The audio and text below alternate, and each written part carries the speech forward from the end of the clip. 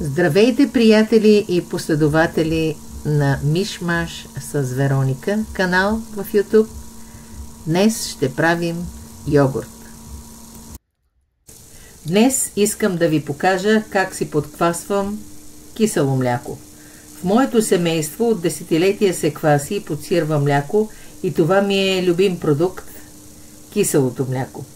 Аз не искам да мислите, че аз откривам киселото мляко и знам, че има много начини и за инкубиране, и за закваската, и за измерване на температурата, но аз така го правя.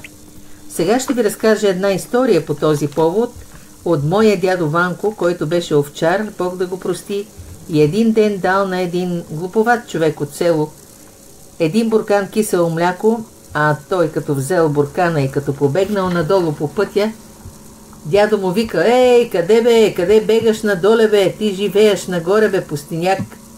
А той му рекал: „Ша връва да скваса огоста“.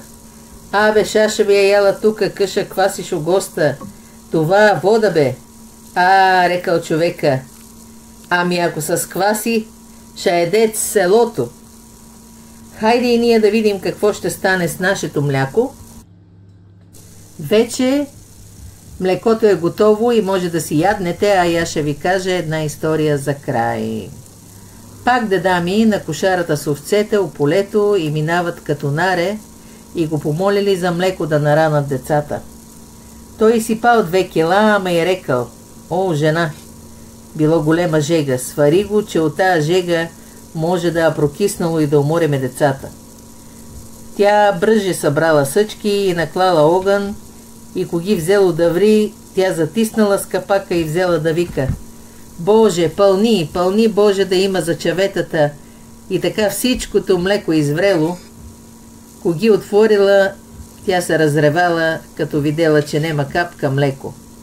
Деда ми пай сипал и рекал: „Нема да затискаш и да молиш Господ, ми коги съдига го мести, че повече млеко немам“. Ако ви харесва видеото, моля натиснете палеца. Благодаря ви и бъдете здрави!